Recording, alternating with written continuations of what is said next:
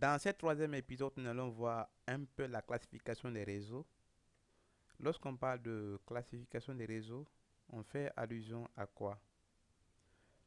Donc, du point de vue classification, il y a plusieurs moyens, n'est-ce pas, pour pouvoir classifier les réseaux.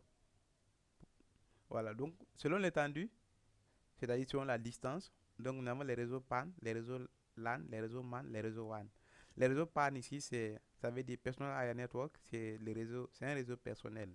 C'est-à-dire entre mon PC et mon téléphone, par exemple mon Bluetooth, je peux mettre en place un réseau dans le but, par exemple, de transférer des fichiers. Il y a les réseaux LAN. Les réseaux LAN, ça veut dire Local Area Network. Donc, Local Area Network, c'est le réseau local. Ça peut être les réseaux d'entreprise. Voilà. Ça peut être les réseaux d'entreprise. Donc, ça permet d'interconnecter plusieurs équipements. Il y a les réseaux MAN. Donc, MAN, ça veut dire Metropolitan Area Network. Ça peut être les réseaux d'une ville. Voilà. Lorsque je prends la ville de Lola, je peux, n'est-ce pas, mettre en place un réseau. Donc, ce type de réseau, selon la distance, c'est, n'est-ce pas, un réseau de type MAN. Il y a le réseau WAN, Wide Area Network. Ça, c'est le réseau mondial. Ça, c'est juste quelques types de réseaux que j'ai pris. Mais au-delà de ça, il y a d'autres types de réseaux. Il y a par exemple les réseaux CAN, Campus Area Network, les réseaux qu'on peut déployer au niveau des campus. Voilà, donc en fonction, n'est-ce pas, de la relation fonctionnelle entre les composants, donc nous avons les réseaux peer-to-peer et les réseaux client-serveur. Mais vous verrez que les réseaux peer-to-peer sont tend à, n'est-ce pas, à disparaître au profit des réseaux client-serveur. Pour la simple raison que les réseaux peer-to-peer, là, il n'y a pas d'équipement central.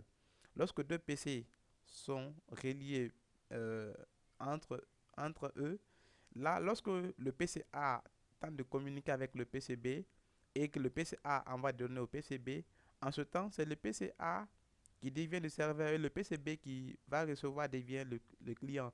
Et lorsque le PC B tente d'envoyer encore des données au PC A, en ce temps, le PC B devient le serveur et le PC A devient le client. Donc là, vous verrez que il y a une difficulté pour gérer ce type de réseau. Mais si c'est un réseau client-serveur, alors toutes les autres configurations seront basées sur le serveur. Et les clients, quelle que soit la machine, ils pourront, n'est-ce pas, accéder à la ressource. Autre critère de classification des réseaux, nous avons la topologie. Donc la topologie, je reviens un peu. La topologie permet, n'est-ce pas, de matérialiser un peu les différents composants qui sont utilisés, les composants physiques qui seront utilisés dans, n'est-ce pas, votre réseau. Donc, je les ai expliqués ça selon l'étendue. Donc, les réseaux PAN, les réseaux LAN, les réseaux MAN et les réseaux WAN. Selon la topologie, donc je disais, la topologie définit l'architecture d'un réseau. Donc, nous avons les réseaux en bus, nous avons les réseaux en anneau, nous avons les réseaux en étoile, qui sont les réseaux les plus utilisés. Nous avons les réseaux hiérarchiques ou les réseaux en arbre et nous avons les réseaux maillés. Nous allons voir en détail chaque type de réseau. Donc, du point de vue des réseaux en bus, vous verrez qu'il y avait, c'est un type de réseau ancien, je ne sais même pas que si c'est utilisé maintenant, mais comme c'est la science, il nous faut tout apprendre. Sinon, je ne sais pas si cette architecture est mise en place de nos jours. Voilà, donc ici, vous verrez qu'il y a un câble unique qui permet, n'est-ce pas, de relier tous les équipements.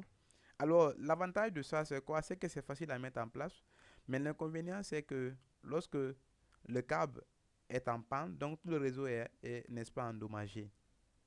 Voilà. Nous avons aussi les réseaux en anneau. Donc, les réseaux en anneau, vous verrez que souvent en industrie, ce sont des réseaux, ou bien dans les usines, ce sont des réseaux en anneau qui sont utilisés. Donc, vous verrez que chaque station joue le rôle, n'est-ce pas, des stations intermédiaires. Voilà. Ici, l'avantage, c'est que c'est aussi sécurisé. C'est sécurisé, mais l'inconvénient, c'est que si euh, un équipement est en panne, donc le réseau sera, n'est-ce pas, endommagé. Nous avons les réseaux en étoile, comme je disais que c'est les réseaux qui sont beaucoup plus utilisés. Moi, pratiquement, c'est cette architecture que j'utilise souvent. Donc, au niveau de cette architecture, vous verrez qu'il y a un équipement central qui permet, n'est-ce pas, de relier tous les autres équipements. Donc, l'équipement central, ça peut être un hub ou ça peut être un switch qui va, n'est-ce pas, permettre de relier les autres équipements. L'avantage, c'est que oui, ça peut paraître coûteux parce que pour avoir l'équipement central, ça peut vous coûter, par exemple, acheter un Suisse, ça peut vous coûter, mais elle est vraiment avantageuse, cette architecture.